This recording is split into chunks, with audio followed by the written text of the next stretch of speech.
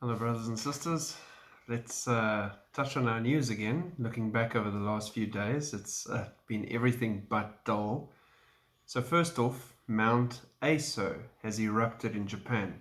This is probably the largest volcano in the world, and it's really concerning. Go have a look. It's still erupting and still ongoing, and that's just occurred in Japan. On top of that, lava continues to spew from Hawaii's Kilauea volcano. That's ongoing as well. And La Palma is getting stronger and stronger. It's becoming a real concern for the locals now, who are withdrawing all the time as the lava rivers continue to flow and more vents are opening up in La Palma. So La Palma still, anything can happen, really anything. And the fact that all these other volcanoes are starting to cook off, and especially around the Ring of Fire, is concerning in a big way. Signs of the times, birth pangs. There's a reason it's called birth pangs. Then I'm going to touch on the Chinese hypersonic missile. It's taken place a while ago. The interesting thing here is how the Americans are shocked and horrified at this, that they never saw it coming. They didn't know about it. The Chinese fired this. It circumnavigated the globe before it went down to hit its target. It's capable of carrying a nuclear payload. So even though they say it was off with about 25 miles, 25 miles when you're carrying a nuclear payload means on target. That's pretty damn accurate. So yeah, reason for concern. Russia, in related news, has confirmed that they're also there. They've got hypersonic missiles. They're in excess of Mach 20. They're way ahead of the US and the Allies. They are now leading the race with regards to arms.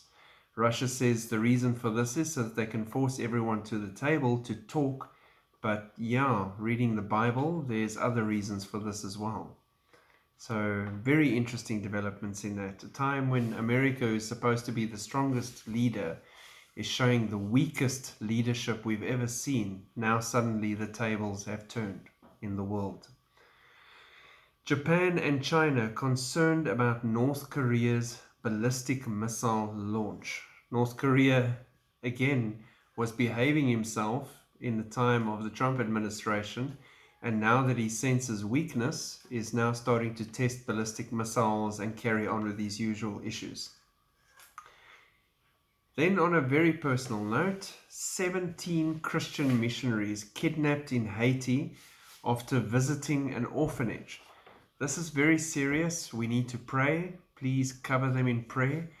The odds of them surviving are good because the people that took them, the gangs, are known for kidnapping, specifically aiming at missionaries and tourists so that they can exchange them for money, which they then use to drive the gang, whatever their methods are and whatever they're doing with that money.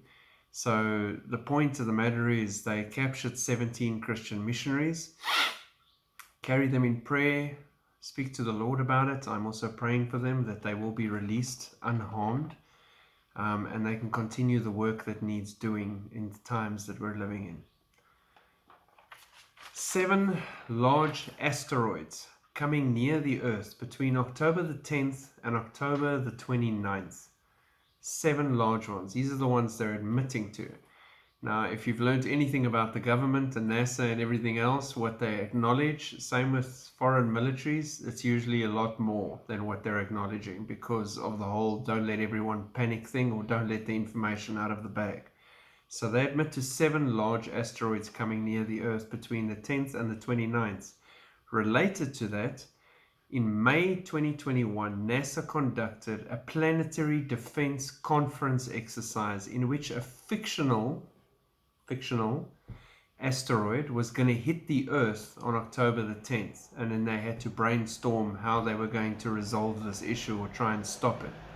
Related to that, on October the 16th, NASA launched a rocket named Lucy. Lucy has been sent up to explore asteroids near Jupiter. Or has Lucy been sent to try and deflect something that they're worried about at the moment that we don't know about at this stage? It's food for thought. I'm not trying to be an alarmist or anything. I'm reading the signs and looking at what's out there. So, recent arms deal between Iran, Russia, and China Okay, these are part of the Gog Magog nations. Iran's military build-up and capabilities with their suicide drones, air defense systems, and new fast boats and subs. They're smuggling weapons into Iraq, Syria, Lebanon, and Gaza, and they're racing to complete their nuclear bomb program. So this is big. Their aim in a big way is Israel in the Middle East. They're consolidating their allies. Russia and China are coming on board.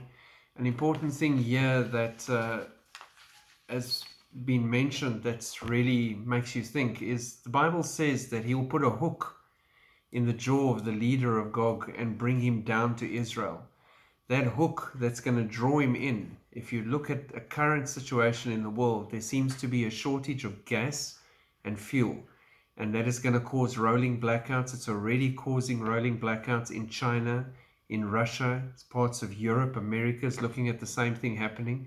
And Israel is sitting on large discovered fields of natural gas and oil. They suddenly have come into much more than they can ever use. They can supply people. Is this not the hook that's going to pull their enemies down to come and attack them in that Ezekiel war? Is this not the hook that draws Russia into this fight, and he joins his allies and says, you know what, let's go there, let's go and teach Israel a lesson for constantly attacking in other nations' sovereign territories and doing airstrikes. Let's go in there for a legit reason, but while we're there, let's assimilate their riches and take what we want from them. It's food for thought. I think it's very, very real food for thought, and it could possibly be exactly what's going to happen.